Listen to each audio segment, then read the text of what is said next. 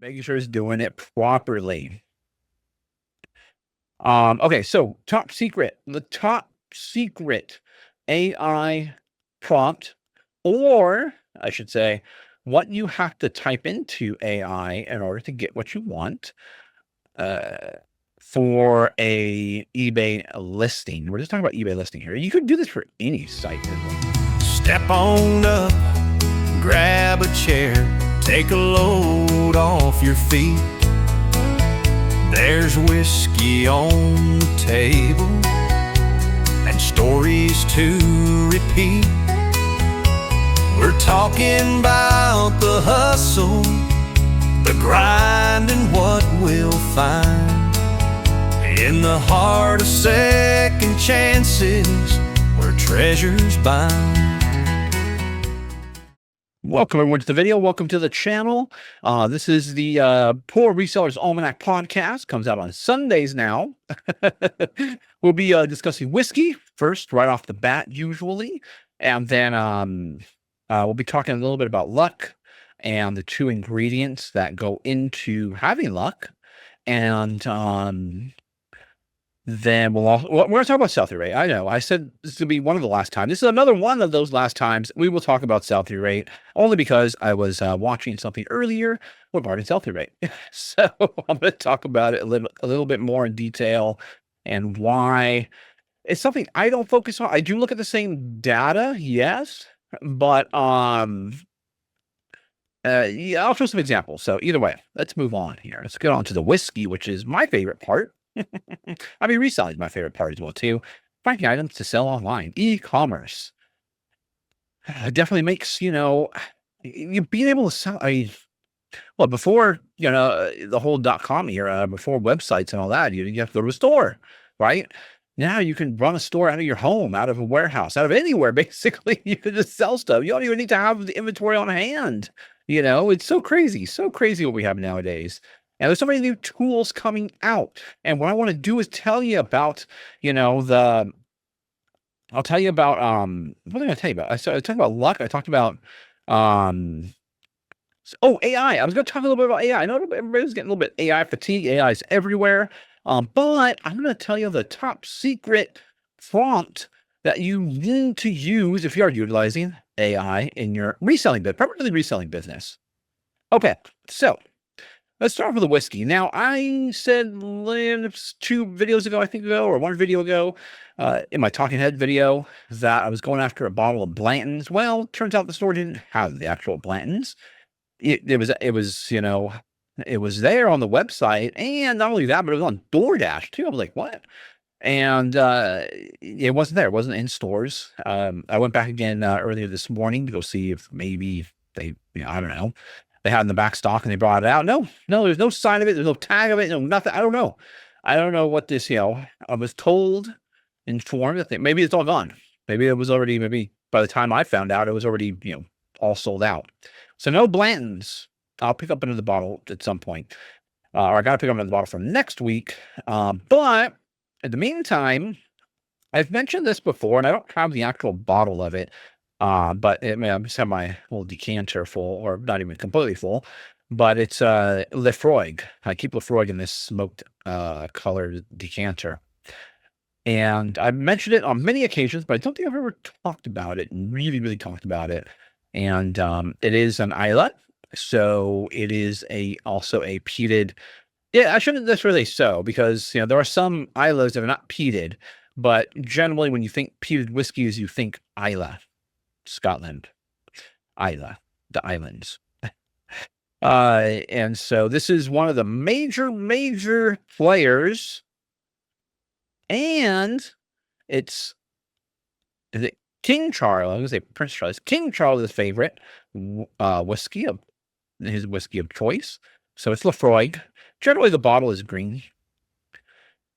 And 34. It is also one of my personal favorites as well, too. Still peaty, definitely peaty on the nose. I have some allergy issues today, so my nose might not be working as good as it should be. Yeah, still very peaty on the nose. Very much old rubber. You might be thinking old rubber. Well, what the heck? Like, why would you even drink that if it smelled like old rubber? Well, there's a certain appeal to it, and I guess with Scotch, so I tend to lean heavily towards Scotch, and it's my favorite when it comes to whiskey. But I don't know. You always watch James Bond, or all the. And I think James Bond did he ever have Scotch with it? I think it was a martini, shaken not stirred.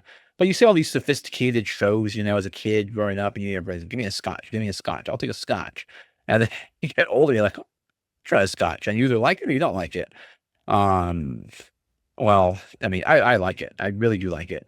And I like all different variations of Scotch whiskey. I mean, all different variations of whiskey itself, but more focused heavily more on Scotch. Even though I don't feature that much Scotch on here, um, it's I do have a lot more American whiskeys than I do any other, but that's because I live in America. There's tons of whiskey and bourbons and everything, tons of American whiskeys and bourbons and all that. So there are whiskeys outside of bourbon in America. Bourbon is a certain set, there's set rules. You can Google it.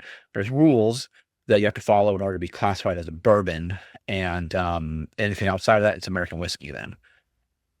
There's so many weird rules and everything like that. Again, going along the lines of rules, because I've been, catching up on a lot of videos this week, watching a lot of stuff. I usually play it while I'm, working here in the garage. Sweet.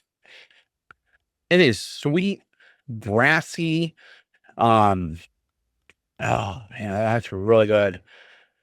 It's like over in California, there are parts of the California where there's not, everyone thinks, the beach, there's beach, sand beach, and then there's ocean. Well, there's points of it where, the ocean runs right up against, a mountain or a rocky cliff or something like that. The cliff is kind of, it's forested, and, there's grass and everything there. And, you look out, and then you see the ocean, the waves coming in and crash. There's no beach really.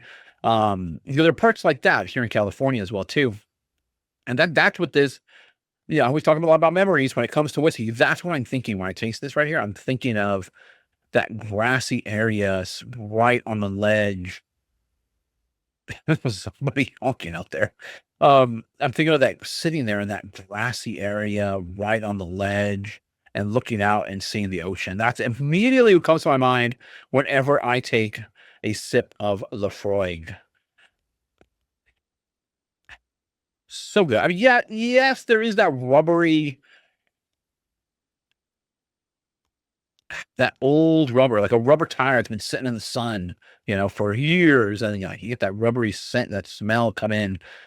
That's what you initially get right off the nose. But there's a lot of complexity there, in the nose, in the taste. There's that sweetness that a lot of Scotch whiskey gives me, which is I talk about it more so in Speyside whiskeys. You get that Jolly Rancher flavor, but there is that sweet candy flavor that's in here, along with the smoke. It's just a great marriage of all those pieces to create that experience in my mind. Like if when you're reading a book and that book kind of transports you somewhere, you're just involved and just completely like, sucked into the book, the story and the environment it's creating. And you can kind of picture it in your mind, how it would look, how it would smell. If you're reading something about them eating, you can start to taste what they're eating. It's exactly what whiskey does for me and a lot of people. And it's just a nice casual drink. And like I said earlier, when you're drinking Scotch, you're thinking, you're a little sophisticated, as opposed to just drinking a bourbon, right? You're thinking you're a little bit more sophisticated by drinking a Scotch. At least that's what I thought when I was a kid. So no Blanton. So I'll have to find something else for next week. Not sure what it will be. I thought I had a bottle of, I was looking for, I thought I had I'm pretty sure, I don't know what happened to it. It must have been, I drank it. I thought I had a bottle of, what's it called? It's called, Buffalo Trace. I thought I had a bottle of Buffalo Trace, which is a really good, whiskey, American whiskey. I would highly recommend, Buffalo Trace. It's really, really good. The name isn't really, really well known. Everyone thinks, whiskey. They automatically think Jack Daniels. They think Jim Beam. But Buffalo Trace is huge, and they make a great, great whiskey. Okay, so that's really, really good right there. What I was going to bring up was a lot of people I've been hearing. People are like me. I'm trying to get healthy this year. I'm working out more. I haven't been to the flea market in.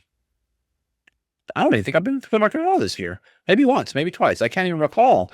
Um, because I've been working out in the mornings. I've been, spending that time that I would typically go over there working out here at home. So trying to prioritize health a little bit more. And a lot of people are doing that this year.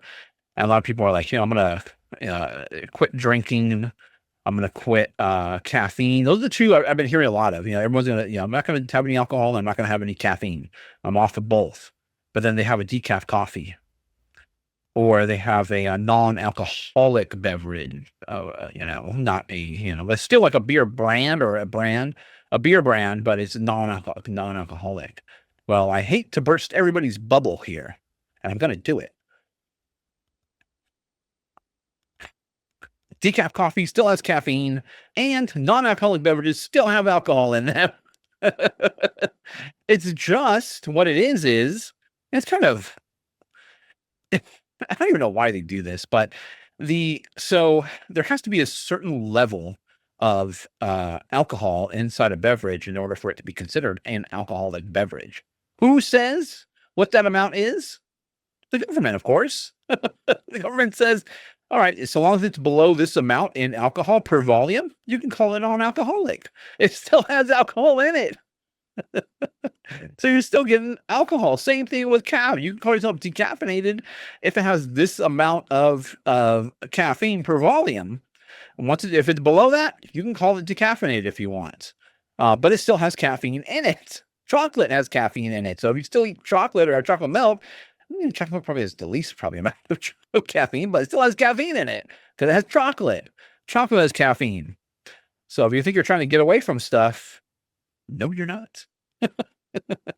You're still, maybe you could say I'm microdosing. You're just microdosing it. So, unfortunately, even if you are trying to get away from alcohol and you're having non-alcohol beverages, you're still getting alcohol. If you're trying to get away from caffeine, you're having decaf coffee, you're still getting caffeine. So, just something to be aware of, and making sure everybody's aware of everything. I think it's better to be aware of stuff, more educated than not. Okay, let's get into. So I'll probably break this up into 3 chapters, just because I'm going to be jumping around to 3 different things.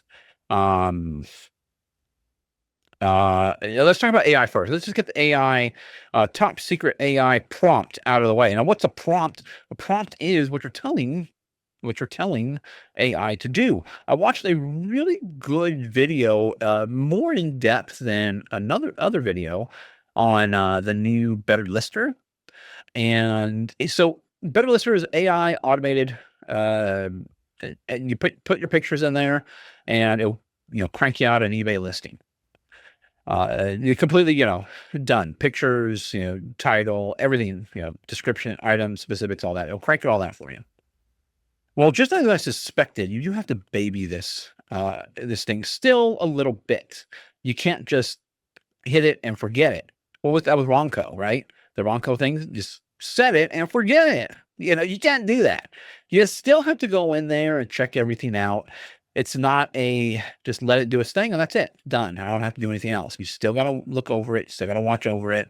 The one thing that I don't necessarily think it bothers me, but one thing that stood out to me was it doesn't save it as a draft in your eBay thing. So if there's any issues between the communication, it's not drafted. So if it's not, I would like them all to be just dropped in the drafts. But that's not the case, because you can always go back to it and make edits in eBay. Otherwise, it looks like you just have to make edits in the Better Lister to try to figure out what's wrong. So that's an issue right there. Definitely. See, I'm pretty sure, they're working through all these kinks and, one thing about, I've worked with a lot of software companies and worked with a lot of, .com stuff way back in the late 90s, early 2000s. And one thing that is, that you need to be aware of is everything works great when you control the environment. So what do I mean by that? You hear of beta testing, right? So beta testing is basically almost done testing. Um, and then you have like closed beta, open beta, different variables there. And then you have alpha testing as well too. And there's testing even before that.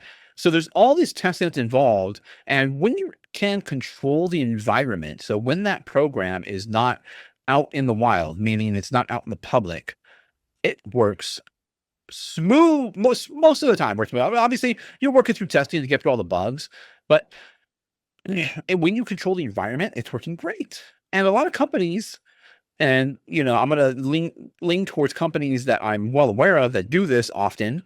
AMD and NVIDIA, they both make graphics cards for computers and PC gamers. We all know NVIDIA is doing, the AI thing, because they're in the AI game because their GPUs are really good at processing. They're just really good. They're really, really good, and they are optimized for AI. They're just so good at it. So either way, that's neither here nor there. But these companies are notorious for showing their hardware, showing off their hardware with the latest game titles and everything in a controlled environment. And it looks amazing. They'd be like, you get 2, 3, 4 times, 10 times the performance on these latest and greatest, graphics cards. But by the time they reach the end user, you get maybe an extra maybe 1.2% better, maybe 1.3% better. It's never as good as the controlled environment. So then this will go on forever. This is not something new. It's not something old. It's just is. It's just what it is. And these AI listing, the software for AI listing is no different. No different. And just to clarify, what it's doing is communicating with, this is like acting as a middleman between an AI software such as ChatGPT, which is my personal favorite. So it's communicating between ChatGPT and eBay. It's acting just as the middleman between the two. It's, you're putting in your pictures. It's got ChatGPT translating that into a listing. Then it's taking that information and plugging it into eBay for you. So that's what it is. That's what it's doing.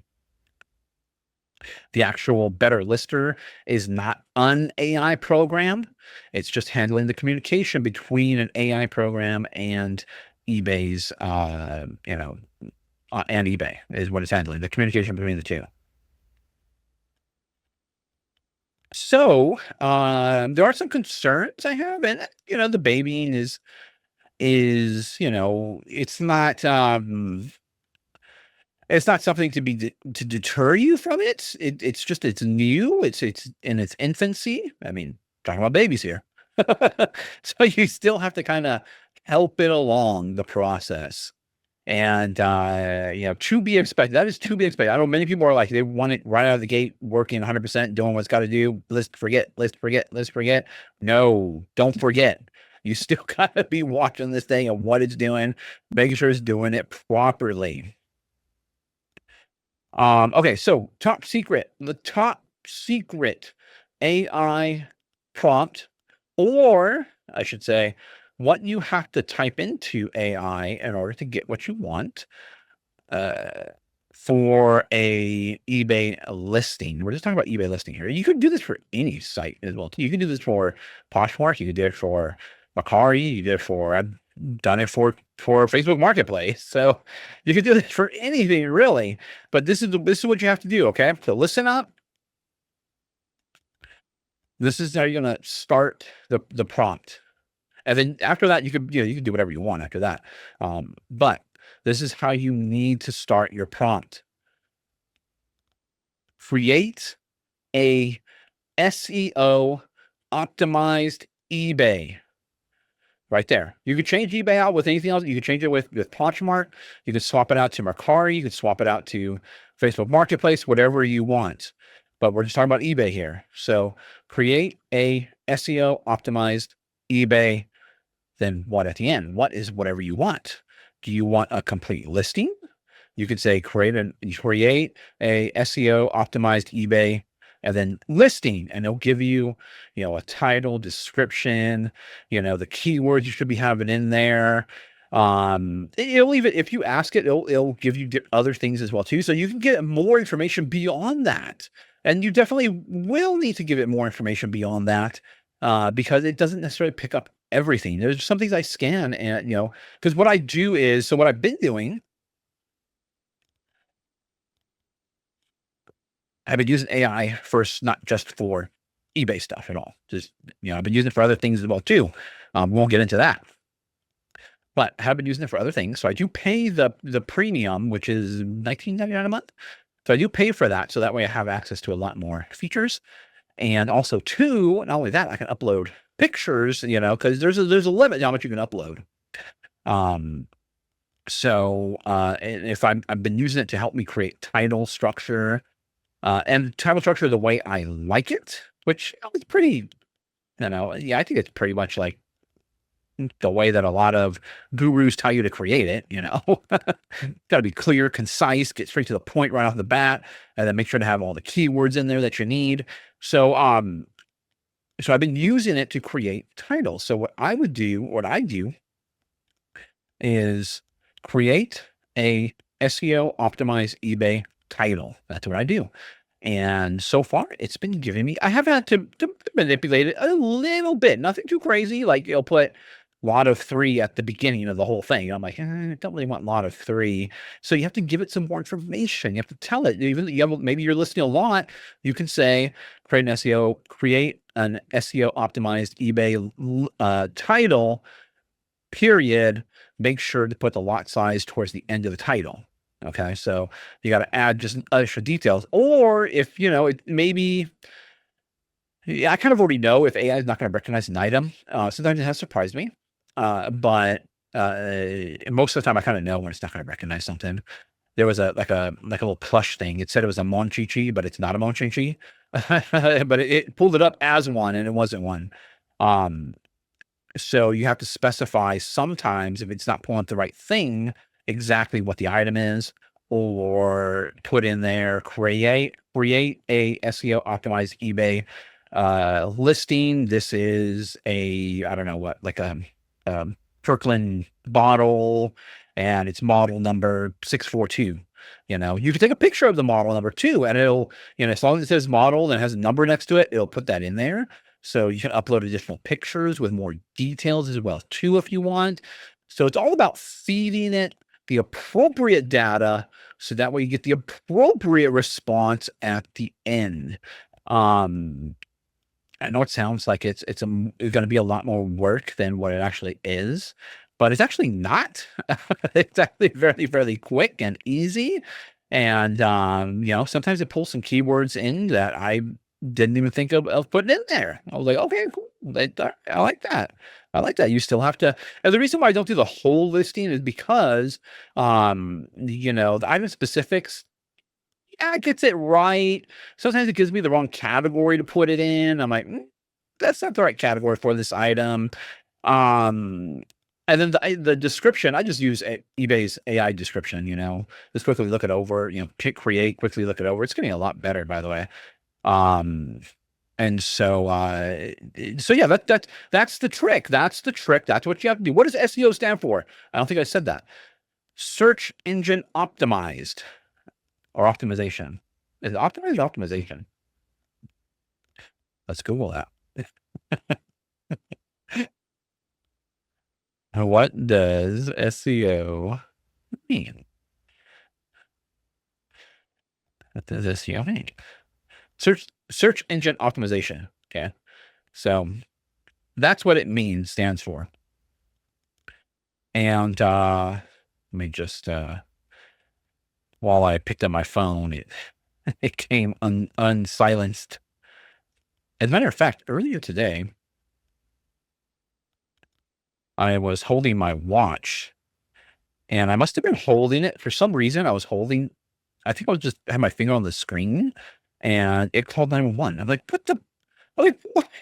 All of a sudden, I heard my watch. I heard someone talking on my watch. I'm like, what? And I was like, oh shoot. I looked at my phone. I'm like, oh shoot. And so I told the person, I'm sorry. I don't know. I really don't know what happened. I have no idea what happened. I didn't dial 911, but I think, I don't know, the act of having my finger just on the screen of my watch just prompted it to call. I'm gonna have to look into that, look into those settings. Um, yeah, so that's what SEO stands for. So basically, you're creating a title, based on data. Okay, this is all based on data. That's why we have all these. There's a bunch of data centers popping up everywhere. That's why data is so important. That's why companies that will give you a better deal on something to collect your data. They want all that data, and all that data is feeding all these search engines. That's the AI. AI is basically a glorified search engine, is what it is. It's just giving you an incredibly great response nowadays, because it has so much data to pull from, and it has so much more computing power than it's ever had before. Because AI has been around for a long time. Believe it or not, AI software has been around for a very, very long time, longer than you may think. It's just that now we have the computing power now. We finally have reached the point, and thanks to NVIDIA, NVIDIA has really been pioneering that. Not that they necessarily, I have a feeling, and that'll breach into luck a little bit. Um, I have a feeling they were kind of just got lucky, basically. Their processors, and it kind of goes back in the history of gaming and computer. So, real quick history lesson on gaming and GPU. So, uh, there's this, it doesn't really, it's not really huge. I'm not going to get too much in the explanation of this, but DirectX 9, DirectX 10, it's in, it's for gaming inside Windows. Yeah. It went from DirectX 9 to DirectX 10, and DirectX 10 was a very big leap, and it was a very big change that forced the hardware suppliers or creators like NVIDIA, AMD, or before I think it was, can't remember the name right now, but we'll say AMD for now.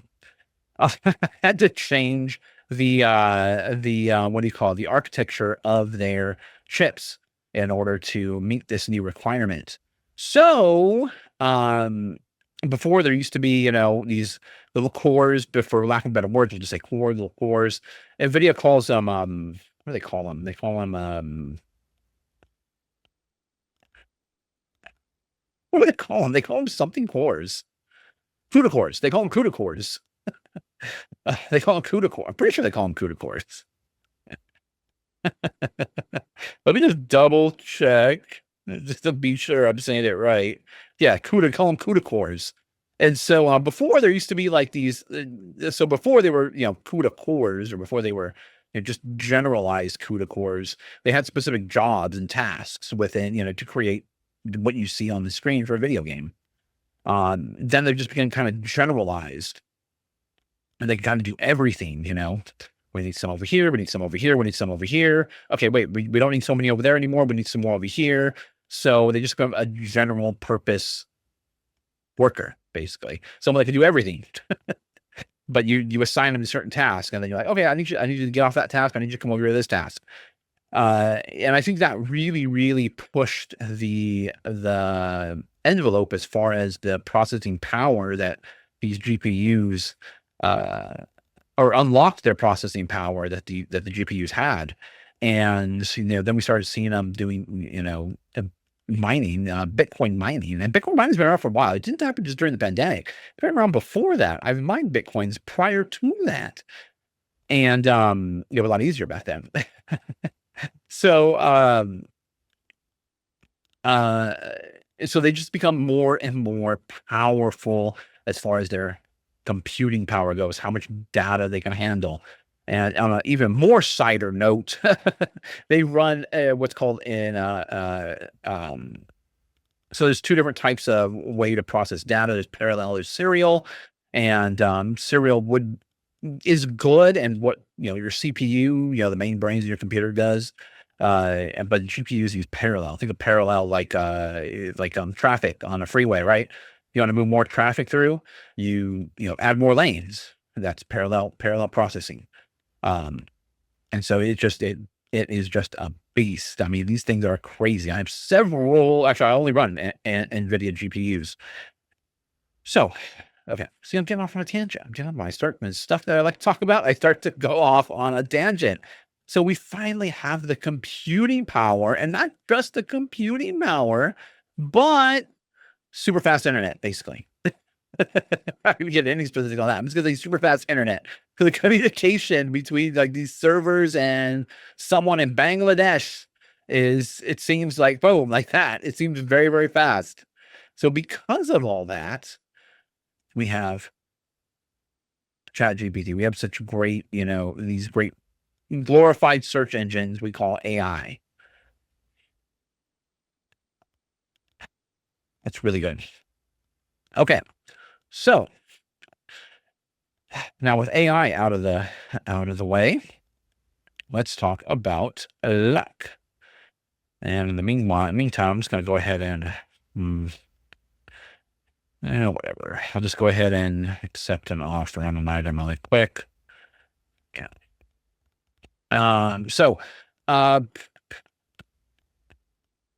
Okay, we're talking about luck. That's right. I need to look at my phone. The problem when I don't have my notes on my tablet is, I get interrupted with just when I have it flipped down, like it'll silence everything. But if I need to physically hit the button on here to actually shut it off while I'm holding it, shut off notifications. That is okay. Okay, so the reason why I said, we'll bridge the thing to luck is because there are two ingredients to luck, to being lucky. There's two ingredients. That is the right place, otherwise it's right place, right time. Okay. So you have to be in the right place and you have to be in the right time. You can't have one or the other. You can't be, there's many instances over the course of history where everybody was there at the right time, but not the right place, or vice versa. They're there at the right place, but they're not there at the right time. And therefore you have no luck. You got to have both of them. My finger. I might accidentally show the wrong finger by accident. I don't want to do that, even though I can edit it out. I'm not going to do that though. I'd prefer not to do that. So you got to have both. You got to be in the right place and at the right time. And when I, was in the .com universe, there were so many that were unfortunately at the right time, but they were not at the right place. And a lot of them failed. A lot of them failed, a lot of them were at, I should say also too, a lot of them were at the right place, but the wrong time as well too. Like some of these companies, like if we had had a .com, explosion, not explosion as the bad explosion as just a lot more .com companies coming up online right now, having what we have now, having cell phones, having, super fast internet connections, having the data we have, there would be a lot more successful companies that were there in the .com era that would have survived, because the tech, all this stuff is now, the backbone is there for all these companies to have succeeded. There was no backbone there, for these companies to succeed. There was the road wasn't there. So I remember one company I was working with very, very, very closely with, I really liked them. I really liked the people there, and they were very, very nice. I didn't have any like skin in the game. I was just, contracted by them basically. And they were developing a really, really cool product, which I really, really liked. And it was basically a handheld device, like a smartphone or something. It was bigger than this, but it was like a smartphone little device. And basically what it would do, it would digitally store all your coupons on the device. So whatever store you would go to, you would call up the store, and then it would bring up your coupons that you have for that store, and you can use them. Or, they were even going as far as to have companies that device was able to scan coupons into the device too, while you're at the store. Like you're able to scan a little, but we have a QR code nowadays. You would scan a QR code and then it would give you the coupon on the little device, and you can use it at checkout. So it was a very, very cool device. Again, it just was what the device itself was. It was in the right place, but it was not at the right time for it. There was no Wi-Fi everywhere that we have now. You can connect to, we have Xfinity Wi-Fi floating around almost the whole city. I can connect to Xfinity Wi-Fi almost anywhere, within reason. I'm not going to go up to the mountains and try to find Xfinity Wi-Fi, but you can connect to Wi-Fi almost everywhere nowadays. Back in the day, that wasn't a thing. That was not a thing back in the day. And if it had been, I think this device would have taken off and could have led to other things, other devices. Now we take that for granted. I get coupons all the time. I use coupons from my phone all the time, scanning coupons, everything from my phone all the time. All right, they're instantly in there. Like when I scan them at a Target, do you want to use a coupon? Do you want to use this coupon? Do you want to use that coupon? I'm like, so, you gotta have both. You gotta have the right place, the right time. Why the right place and right time? Well, we're gonna go off on a little tangent here really quick. And that is a physics. Albert Einstein, to be more specific. He was the one. I mean, there were a lot of people that eventually got, that helped the building block, but Albert Einstein really made that connection between space and time. And we don't think space, we think outer space, right? But space is where I'm at right now. I'm in this space here. My home is a part of my space, my garage where I'm sitting right now. This is where I'm at in space right now. And I'm also here at a certain time. What time is it right now? 3:44 already. That's the time. So I have 3 dimensions plus the additional dimension of time.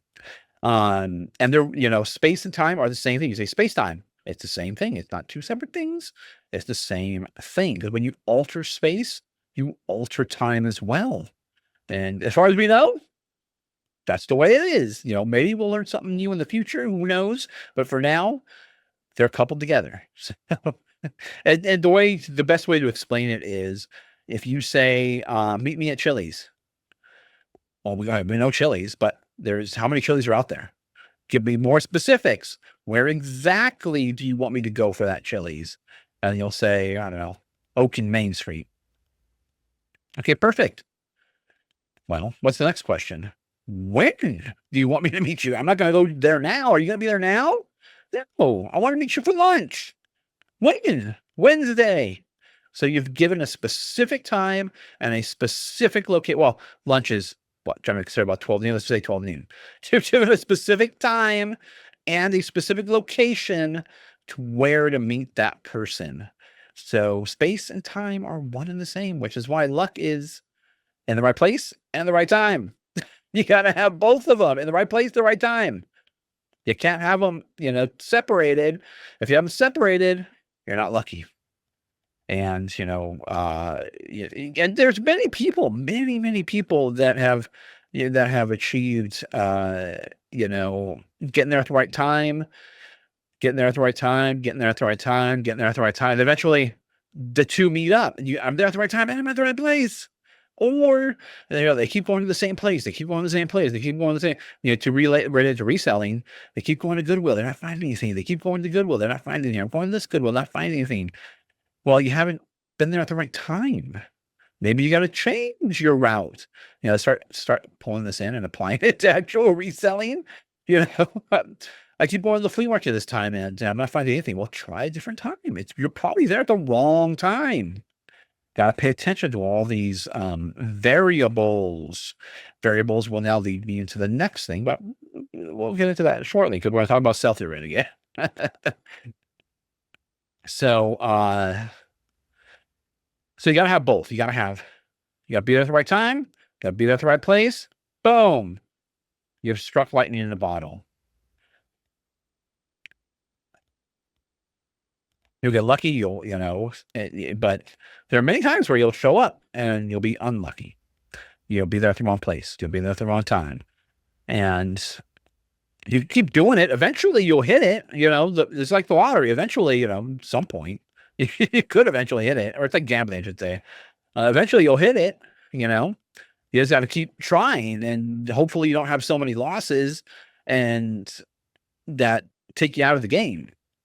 So what do you do? What do you have to do to be to get both of them at the same time. You gotta study, you gotta be paying attention, you gotta be watching things, you gotta be seeing, oh, well, when does Goodwill get their inventory in? You gotta talk to people. Who knows this information? The employees know this information. The managers know this information. You gotta talk to these people. The flea market, you gotta be like, oh man, one day, let's say you were lucky, this person had all this stuff, and all of a sudden you keep going back and they're not there. Well, talk to them. Be like, hey, what happened? What days do you come on? Do you buy locker? What do? You gotta start accumulating more information, studying, visually studying, talking to people. Um, just, yeah, a lot of it is visual. There's a lot of visual cues. There's a lot of, you really don't, if you're very introverted, you could just sit back and watch and study. And sometimes you got to go like, like to the flea market. Sometimes you got to go every single day, and then you'll figure out which days are good, which days are bad. Sometimes to the Goodwill, you got to go every single day, and you got to figure out, okay, well, I know Mondays are always like this. And Tuesdays are always good. This day is always mediocre. This day they don't have anybody working, so it's not good. So sometimes you can just see the patterns that develop over time, and you can do it that way as well too. That obviously takes a little bit more work than just going up to somebody and say, "Hey, when do you get your stuff in? When do you go buy a locker? When do you go get that locker? What did you get in that locker today?" So that's easier just to come out and just ask, as opposed to having to sit there and observe. But you can't do that too, and other people have done that. You could just sit back and observe and just figure things out, write stuff down, take notes, and do your homework.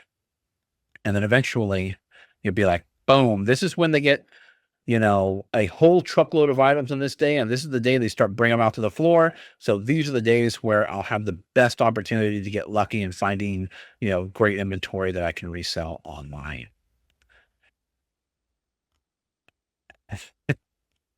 Let me close this window so I can see how long I've been at this already. Okay, we're closing it on it. Well, we got it's 40 minutes, so we're fine. On this thing, I can talk for as long as I want. My show, my rules. Because we're gonna talk about sell-through rate. Again, one of the last times. I don't know how many one of the last times there'll be, but we'll talk about it. Okay, sell-through rate. And the only reason why I bring this up is because there was another video on sell-through rate that I saw today. Why? Do I not mention it? When I'm out about thrifting, I really don't mention it. I don't ever really pay attention to it. I look at the data. I look at the correct data that people are looking at. But even then, sometimes I don't go according to that data. Sometimes I don't like what I'm seeing. And I go off feeling, and I go off of the sixth sense that I have. I utilize the 2 decades. It would be foolish of me not to utilize the over 2 decades of experience I have, just to cast it away and just look at the numbers. You can stay with the numbers if you want, and you could be incredibly successful with those numbers. I've talked about this. You could be it's a smart thing to do, especially in the beginning of everything. It's very, very smart, if you're just starting out, to focus on those numbers until you learn more and you can grow beyond it, and a lot of people that are preaching focus on numbers, they've only been doing this for a few years, 5, 6 years, 7 years. I would say that's still, we're all still learning. Even me, still learning. I'm always learning and always trying to better myself, always trying to improve myself, always trying to hone my skills. So, staying with the numbers is definitely the smart thing to do. I'm not going to say it's not smart. I'm not going to say that you shouldn't be doing it. You should definitely be doing it. You should definitely be paying attention, but at some point you do need to go beyond that. And I've mentioned this before about, difference between a visionary and someone who's just, focused on the numbers, right? But, staying focused on the numbers and staying focused on, what resellers call sell-through rate. Okay. What resellers call the sell-through rate. I'm not going to even mention, the proper equation, the proper way to use it. I will mention that it is an inventory system thing. It's not a purchasing thing. It's an inventory thing. But it doesn't really necessarily influence my purchases.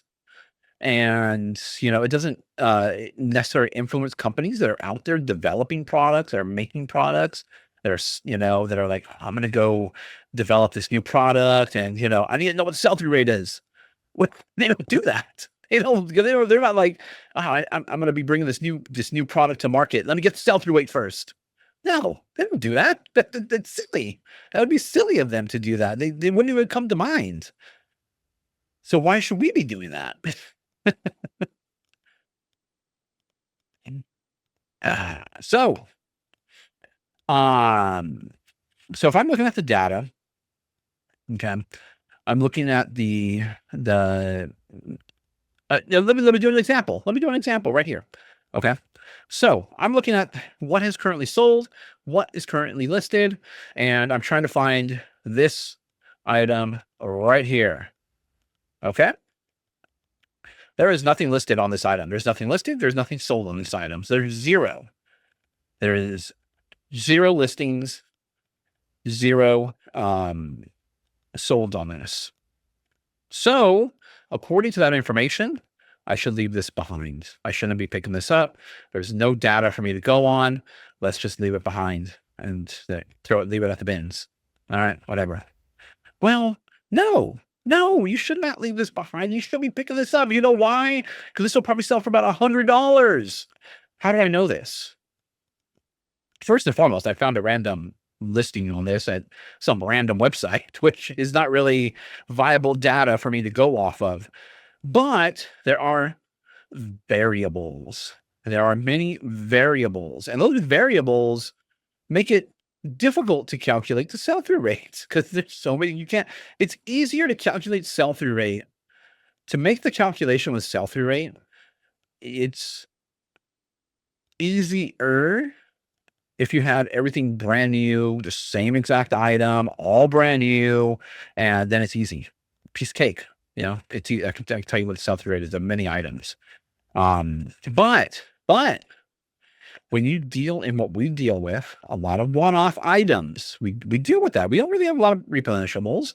I do have some stuff that's replenishable, like my full-size Apple keyboards. I get those consistently, and I consistently can replenish the listing. So I can come up with a good sell-through rate for those. As a matter of fact, I can tell you the 100% sell-through rate in about 6.2 weeks. That's pretty good. That's a good, so 100% of them sell within about 6.2 weeks, which is very, very good. A 24-hour rates, let's just keep going down. It generally takes about 3 days for one to sell. Whenever I get it, when there's a new bat, like, I've done this, so I did this specifically for this video. So this calculation, I don't do this all the time. Okay. But specifically for this video, it takes initially from me listing, creating a new listing it takes about 3 days for one to sell on average, everything's on average. Okay. There's always different weird variables. It could sell pretty quickly. I've had them sell like instantly the moment I list them. I've had them take, a little bit more than 6 weeks, a little more like 7 weeks.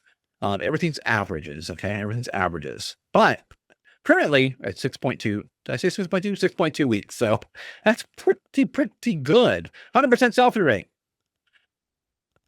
So, okay, going back to the example here. So if you look at the data, do not pick this up at all. You're brand new. You're just starting out. You're part-time. You're not really sure what to get. You're there at the bins. There's so much stuff. It's like, I don't know what to do. You're running around, not sure what to pick up, not sure what to get. You pick this football up because footballs. I know footballs sell well, but then you go to find this exact one. There's nothing there, so you go like, oh man, I'm looking at what everyone's telling me. Look at what all the gurus are talking about. I don't have no T-Squad behind me to support me or anything, so I'm just gonna toss it aside. I'm not gonna pick it up, and you're throwing away at least $100 in my opinion. Maybe more. I listed it for more, by the way, because there is none listed. But you have so many variables here. You can look up Wilson right here. This is the key right here, actually. For this ball, this is the key. The Duke. You want to look up the Duke. The Duke footballs do really, really well. My fingers are weird. Everything's opposite on the thing. So you look up Wilson the Duke, you're going to see a lot of great comps, a lot of great comparables, I should say. And I'm trying to get away from using, like these short form words, comparables. So you're going to see a lot of great comparables on this. So you can kind of go off those comparables and be like, okay, maybe it's about, based on those comparables, maybe it's around $60, $60 for this ball based on the current comparables. But you have some more variables here. First of all, you have SF, which is San Francisco 49ers. You have a 75th anniversary. This came out probably in 2001 or 2002 is probably when this came out. You have the Made in the USA, which is a great, I always, every time I see Made in the USA, I'm putting that in the title, Made in the USA.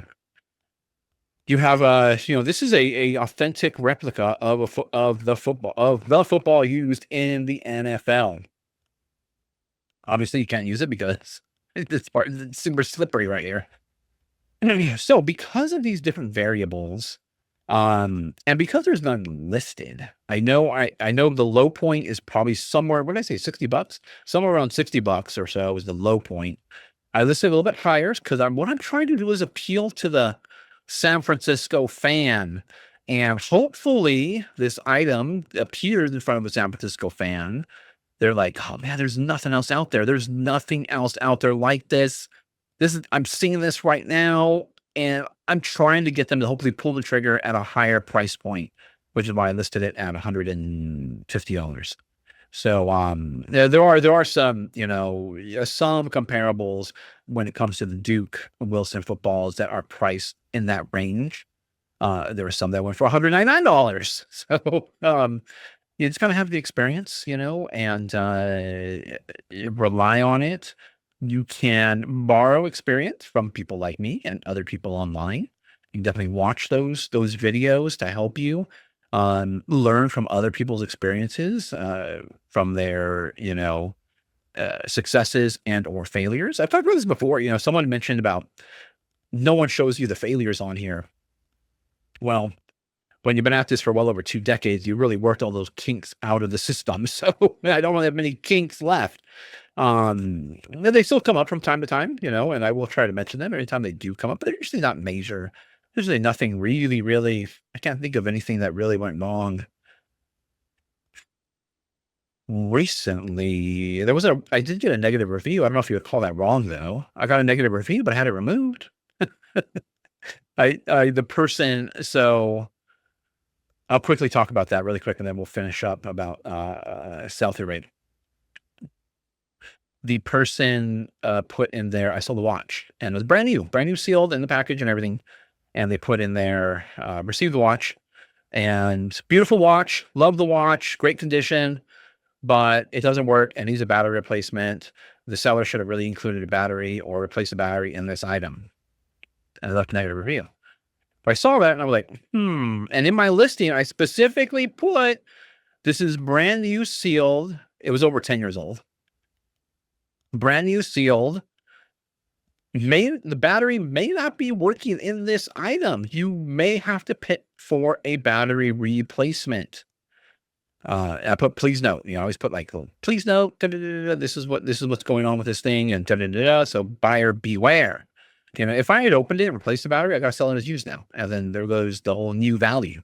The new value is gone. So I put that in there, and I've been selling them successfully. No issues until now, until recently. Actually, this was the last one I sold. So I went into eBay. Oh, I'm not last trip. Still a good trip. Don't waste anything. These spirits are expensive.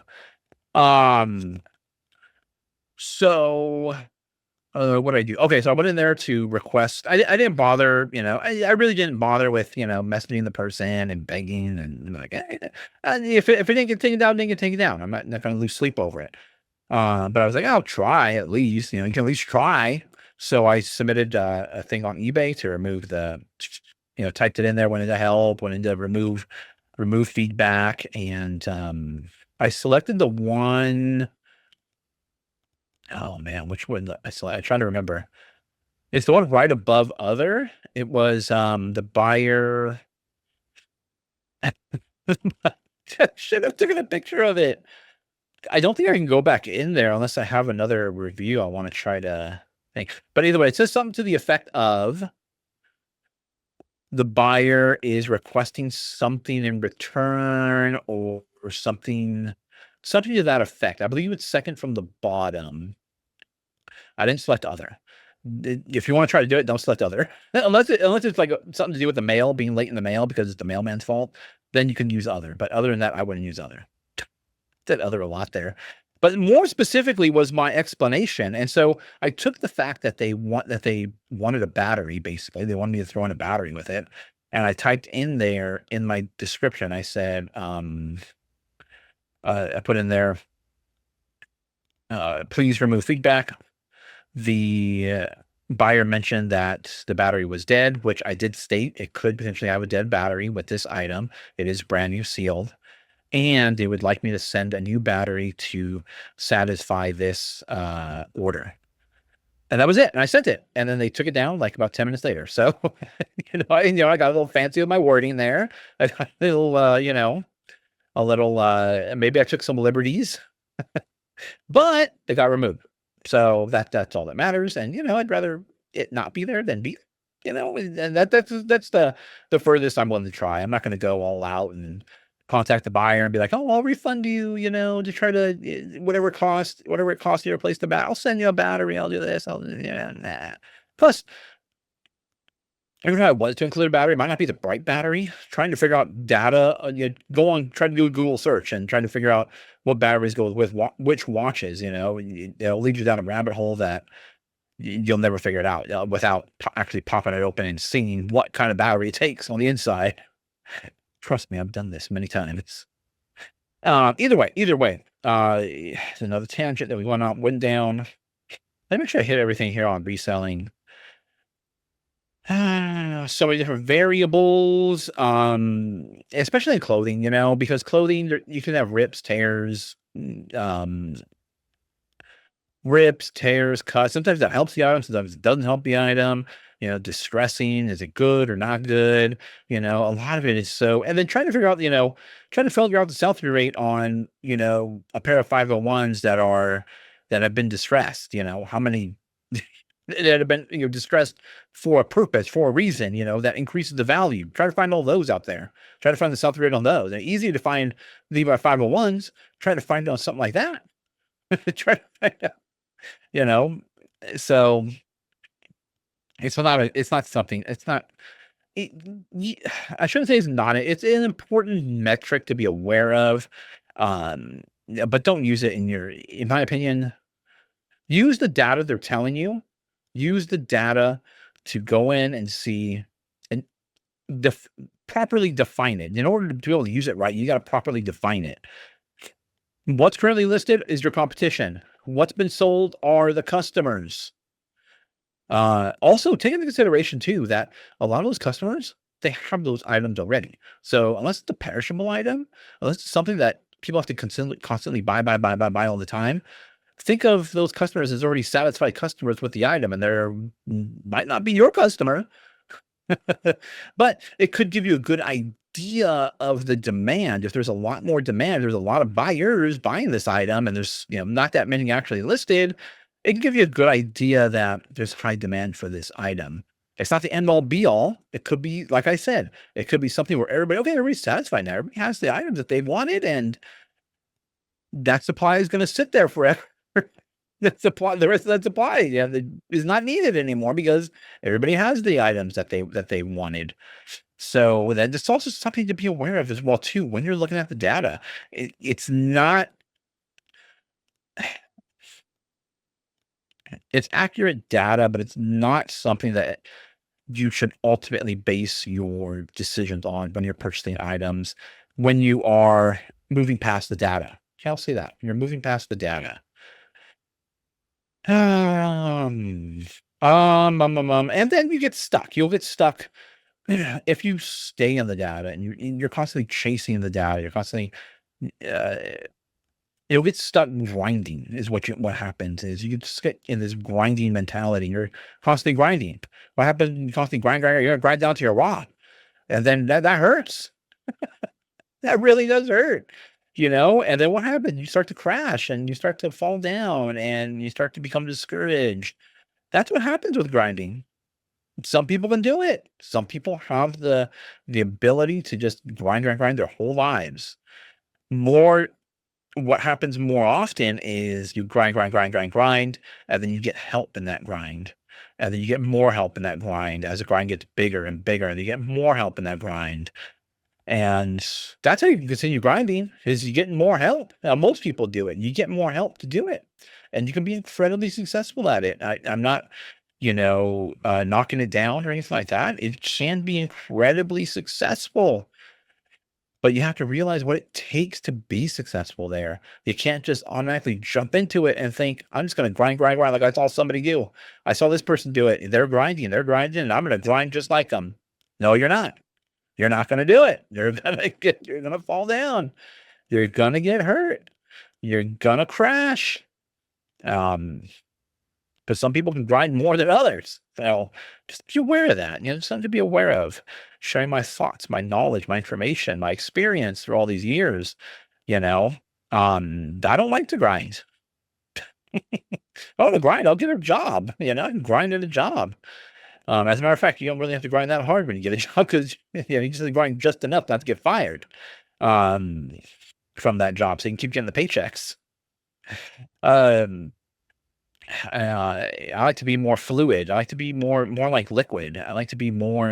You see me go through all these places. Just there's a flow. There's a pattern. There's a I'm using my experience. I'm using all the tools I have at my disposal to try to identify items that I can sell, and that I enjoy selling as well too. There's got to be enjoyment in it too. When you're grinding, there's no enjoyment in grinding. Maybe seeing the money in your bank account, but that really shouldn't be the end all. Money. A lot of people will say money brings happiness. It doesn't ultimately, really. I know so many people that are well off, very well off, and they're not happy. They haven't achieved happiness yet. If you're chasing money for happiness, you're never going to get there. You're never going to get there. And money is associated with the flesh, the carnal part of thing. Here's where we get a little philosophical here.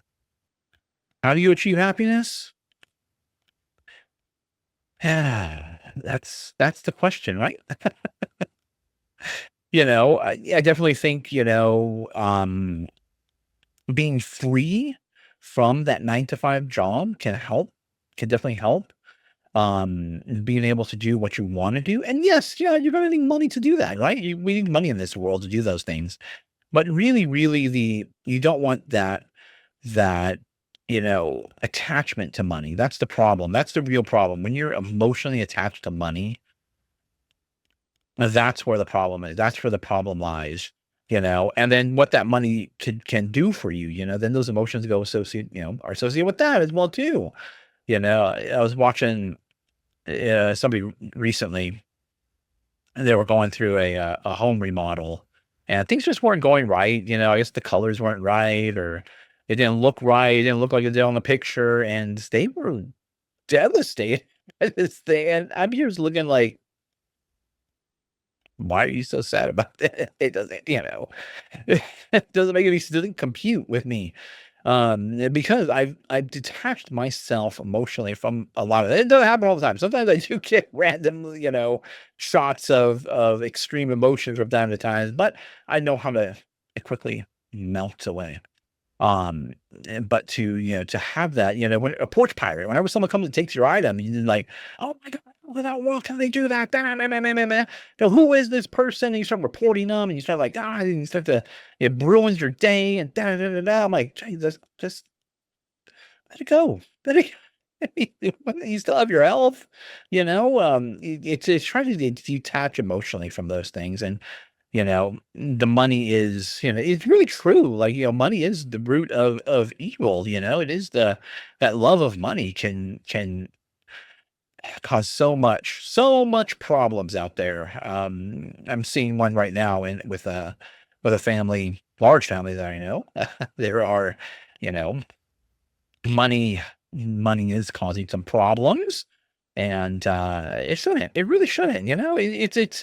It's again, like I said, it connects us to this world more, and we really shouldn't be, whether no matter what you believe in, um, you really shouldn't be so connected to it, so emotionally attached to it, and what money gives us, like things, we really shouldn't be so, emotionally attached to the money and then what the money allows us to do, I think of it as a tool. That's what I do. I think of it as a tool. It's a tool in my tool belt. Yes, I have it there when I need it, and I put it away when I don't need it. And I don't. I'm not like somebody's like, oh man, I got to see my bank account at this amount. I got to see, I got to have this, I like to have a fat wad of cash carrying around with me. It doesn't give me any like, doesn't inflate my ego at all or anything like that. Driving a G wagon doesn't, doesn't do anything for me, right? It's not. I'm not going to be like, oh, look at a G lo, yeah, that's pretty cool. I'm disconnected from that long time ago. Sometimes I'll have a sudden rush of emotion. We're human, but it quickly just fades away, you know, and part of it is just me, like I've mentioned this before, part of it is me having just a clear mind, and constantly just trying to moment basically is what it is. I know it's cliche to say, and it's hard to do. It's hard just to live in the moment. We're constantly thinking about, man, the past. I can't believe I did this. Can't believe I did that. Oh, man, I shouldn't be doing this because this is what happened back then. And then you're thinking like, oh man, I really should be here now. Oh man, I got to rush over here to meet this person, or this is where I want to be in 2, 3, 4, 5 years. And you know, I think about that stuff. Kind of, yeah, it's good to think about it, but to have it consume you all the time, and it is not good. It's not healthy. You'll like you said, you'll be grinding, grinding, grinding, and you'll be working toward it, and you'll just crash into a brick wall. And for the future, we don't know what's going to be in the future. Everything can go totally sideways tomorrow, next hour, next, in the evening, from between the morning and the evening, everything can go completely sideways and backwards, and you don't know what's going to happen, right? You can win the lottery all of a sudden, and that changes all your plans, right? You could have bought that lotto ticket, and then, I think they draw the lottery around 7 p.m. around here on, it's different days, depending on what lottery I guess you buy into, you know? Yeah, all of a sudden they draw your number, and then all your plans change, right? Your 10-year plan's out the window. Yeah.